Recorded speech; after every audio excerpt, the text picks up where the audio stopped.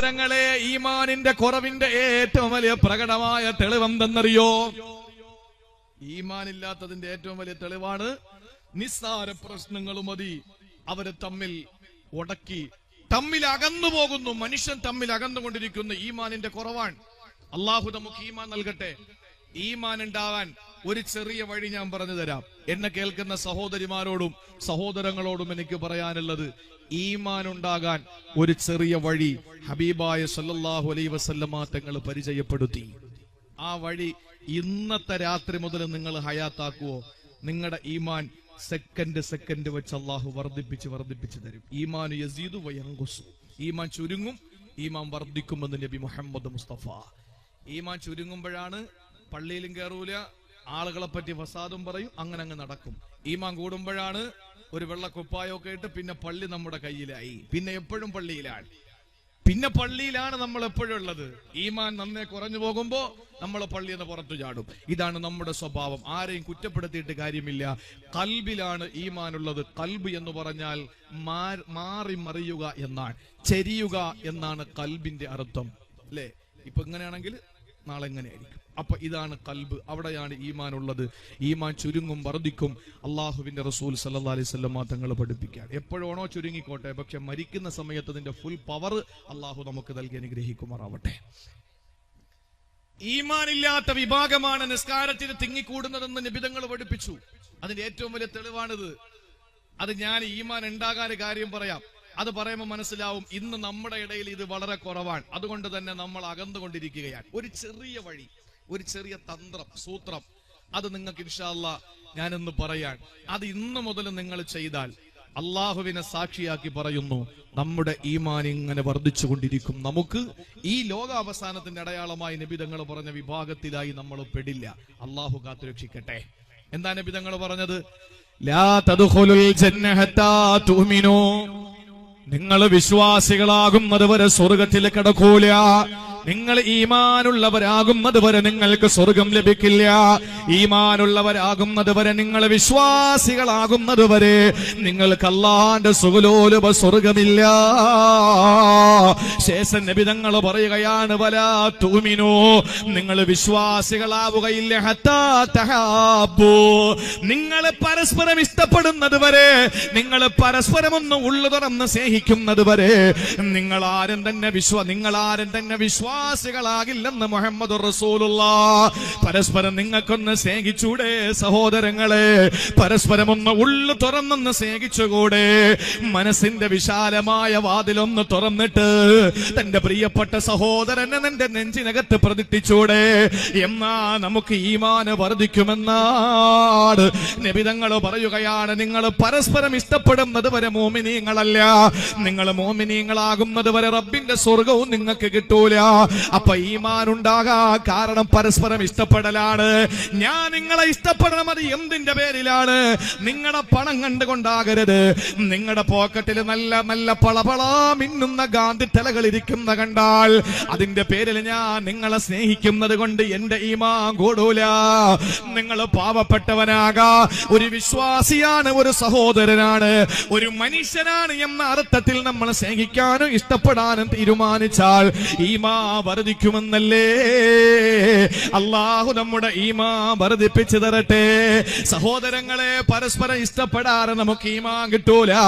ഈമാൻ കിട്ടണമെങ്കിൽ പരസ്പരം നമുക്ക് സ്നേഹമുണ്ടാകണം. പെണ്ണുങ്ങളെ, നിങ്ങളോട് എനിക്ക് പറയാനുള്ളത്, നിസാര കാര്യങ്ങളുടെ പേരിൽ തമ്മിൽ പിണങ്ങി നടക്കരുത്. ഇന്ന് ഭർത്താക്കന്മാര് അയൽക്കാരുമായി പിണങ്ങുന്നതിന്റെ ഏറ്റവും മുഖ്യ കാരണം സ്ത്രീകളാണ്. നിസാരമായ വാക്ക് തർക്കങ്ങളുടെ പേരിൽ ചെറിയ ചെറിയ കാര്യങ്ങൾ അങ്ങോട്ടും ഇങ്ങോട്ട് കൊടുക്കൽ വാങ്ങൽ നടത്തുന്നതിന്റെ പേര് ഭാര്യമാരെ തമ്മിലുള്ള പിണക്കമാണ്. ഭർത്താക്കന്മാരെ തമ്മിലുള്ള പിണക്കത്തിലെത്തിക്കുന്നത് അത് തന്നെയാണ് നാട്ടിൽ നടക്കുന്ന കത്തിക്കുത്തുകളിൽ കലാശിക്കുന്നത്. നാടുകളിൽ നടക്കുന്ന കലാപങ്ങളിൽ എത്തിക്കുന്ന പെൺകുട്ടികളുടെ, പെണ്ണുങ്ങളുടെ, സ്ത്രീകളുടെ പരസ്പരമുള്ള പിണക്കമാണ്. അതുകൊണ്ട് ദീനീ ബോധമുള്ള, മതബോധമുള്ള, സ്നേഹിക്കുന്ന പ്രിയപ്പെട്ട പെങ്ങന്മാരോട് പറയാനുള്ളത്, നിങ്ങൾ തമ്മിൽ പരസ്പരം നിങ്ങൾ സ്നേഹമുള്ളവരാവുക. വിട്ടുവീഴ്ച മനോഭാവമുള്ളവരാവുക. കാരുണ്യത്തിന്റെ കവാടങ്ങൾ ഹൃദയത്തിൽ നിന്ന് മലക്കെ തുറന്നു കൊടുക്കുക. എന്തുകൊണ്ടെന്നറിയോ? നിങ്ങൾ പരസ്പരം ഇഷ്ടപ്പെട്ടാലേ ഈമാൻ കിട്ടുകയുള്ളൂ. സഹോദരങ്ങളെ, പരസ്പരം ഇഷ്ടപ്പെടാനും ഒരു വഴിയുണ്ട്. എന്താണെന്നറിയോ? ഈ പറയുന്ന കാര്യം ഇന്നു മുതൽ നിങ്ങൾ ചെയ്താൽ നിങ്ങൾക്ക് നിങ്ങൾ അറിയാതെ പരസ്പരം നിങ്ങൾ ഇഷ്ടപ്പെടുമെന്നാണ് ആദരവായ റസൂലുള്ള പറയുകയാ. നിങ്ങൾ പരസ്പരം ഒന്ന് സലാം പറയോ. നിങ്ങൾ കാണുമ്പോൾ ഒന്ന് സലാം പറയോ. അവന്റെ രാഷ്ട്രീയം നോക്കണ്ട, സംഘടന നോക്കണ്ട, അവൻ ധരിച്ചിരിക്കുന്ന ഡ്രസ്സിന്റെ വലിപ്പക്കുറവുകൾ നോക്കണ്ട, അവന്റെ തലയിൽ കെട്ടിന്റെ വലിപ്പം നോക്കണ്ട.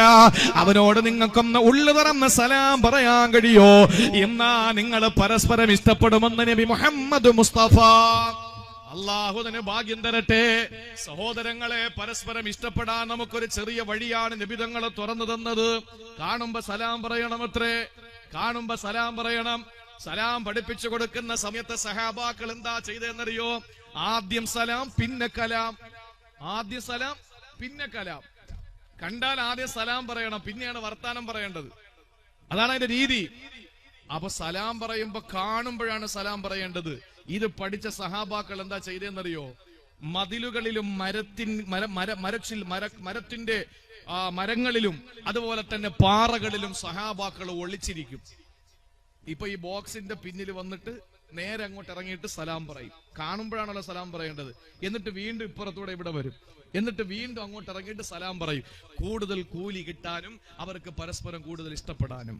ഇന്ന് നമ്മൾ ഇതേപോലെ ഒളിച്ചു നിൽക്കും, മരത്തിന്റെ ചുവട്ടിലും അതുപോലെ മതിൽക്കെട്ടിന്റെ ഉള്ളിലും. എന്തിനാണെന്നറിയോ? വരുന്നത് നങ്ങളിൽപ്പെട്ടവനല്ല, അതുകൊണ്ട് അവന്റെ സലാം പറയാതിരിക്കാൻ വേണ്ടിയാ. അത് ലോകാവസാനത്തിന്റെ ഏറ്റവും വലിയ അടയാളമല്ലേ സഹോദരങ്ങളെ? ഉള്ളു തുറന്നൊന്ന് സലാം പറയാൻ നമുക്ക് എന്താ മടി? ഞാൻ ചോദിക്കട്ടെ, സലാം പറയുന്നതിന് അള്ളാഹു വെച്ചിരിക്കുന്ന കൂലി 100 എണ്ണമാണ്. എത്ര റഹ്മത്താ, എത്ര കൂലിയാണ്? 100 കൂലിയാണ്. സഹോദരങ്ങളെ, ലോകം അവസാനിക്കുന്നത് എപ്പോഴെന്ന് പറയാൻ കഴിയില്ല. പക്ഷേ ആദരവായ പ്രവാചകന് സ്വഹാബത്തിനോട് വിവരിക്കുകയാണ്. സ്വഹാബത്തെ, എനിക്കെങ്ങനാണ് രസിക്കാൻ കഴിയുക? എനിക്കെങ്ങനാണ് സന്തോഷത്തോടെ നടക്കാൻ കഴിയുക? ഖദിൽ തഖമഹു വസഗാ സമഉഹു വഹനാ ജബ്ഹതഹു. സൂറന്ന കാഹളമുണ്ടല്ലോ, ലോകനശീകരണായുധമുണ്ടല്ലോ, അത് ഇസ്രാഫീൽ എന്ന മലക്കു ചുണ്ടിലേക്ക് ചേർത്ത് വെച്ചിരിക്കുകയാ. എന്നിട്ട് അസ്ഗാ സമഉഹു, ചെകിടുങ്ങ ഇങ്ങനെ കൊടുത്തു നിൽക്കുകയാ. നെറ്റിട്ടടം ഇങ്ങനെ കുനിച്ചു നിൽക്കുകയാണ്. ഇത് മനസ്സിലാക്കാൻ ഞാൻ നിങ്ങൾക്കൊരു ഉദാഹരണം പറഞ്ഞു തരാ. ഒരു മൈതാനത്ത് ഓട്ട മത്സരം നടക്കുകയാ. ഒരു ലൈൻ വരച്ചിട്ട് ഓട്ട മത്സരം നടത്തുന്നപ്പോൾ മത്സരാർത്ഥികൾ വരയുടെ പിന്നിൽ ആ വരയിലേക്ക് തള്ളവിരലുകൾ ചേർത്ത് വെച്ച് ഇങ്ങനെ നിൽക്കുകയാണ്. അവരുടെ മുമ്പിൽ ഇതിന്റെ മാസ്റ്റർ വിസിൽ ചുണ്ടോട് ചേർത്ത് വെച്ച് നിൽക്കുകയാണ്. ഈ കൊച്ചുകുട്ടികൾ ഓട്ട മത്സരത്തിന് വേണ്ടിയിട്ടാണ് വന്നത്. അവര് ഓടാൻ വേണ്ടി എത്തിയപ്പോഴാണോ മാസ്റ്ററുടെ വിസിൽ മുഴങ്ങുന്നത്. ആ സമയത്ത് ഓടാൻ വേണ്ടിയിട്ട് ചുണ്ടോട് ചേർത്ത് വെച്ചിരിക്കുന്ന വിസിലിനെ ശ്രദ്ധിക്കാതെ സഹോദരങ്ങളെ മേപ്പോട്ട് പൊങ്ങി തലപൊക്കി നോക്കാതെ ആ കാലിന്റെ തള്ളവിരലിലേക്ക് നോക്കിയാണ് നിൽക്കുക. കാരണം എപ്പോഴാണോ ശബ്ദം കേൾക്കുന്നത് ഓടിത്തുടങ്ങാനാണ്.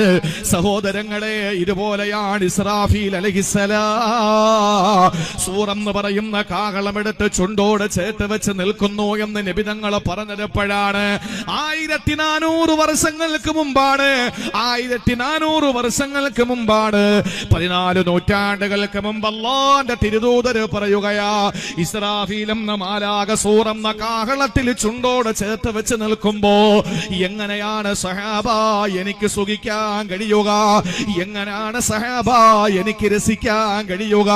ഇത് കേൾക്കുമ്പോ നിങ്ങൾ ആരും ചിന്തിക്കണ്ട സഹാബത്ത് സുഖിച്ചവരാണെന്ന്. ഇല്ല പെങ്ങളെ, സഹാബത്തിന് എന്തു സുഖമാണ് ഉണ്ടായിരുന്നത്? ഒരൊറ്റ ചെറിയ സംഭവം ഞാൻ നിങ്ങളോട് പറഞ്ഞു തരട്ടെയോ? നിങ്ങൾക്കറിയുമോ, രാജ്യത്തിന്റെ ഭരണാധികാരികൾ പോലും, ഈ രാജ്യത്തിന്റെ രാഷ്ട്രപിതാവ് പോലും, മഹാത്മജി പോലും പറഞ്ഞത് ഇന്ത്യ രാജ്യത്ത് ആരുടെ ഭരണം വേണമെന്നാ? ആരുടെ ഭരണം വേണമെന്നാ? ഉമറുൽ ഫാറൂഖിന്റെ ഭരണം ഈ രാജ്യത്ത് വേണമെന്നാ പറഞ്ഞു.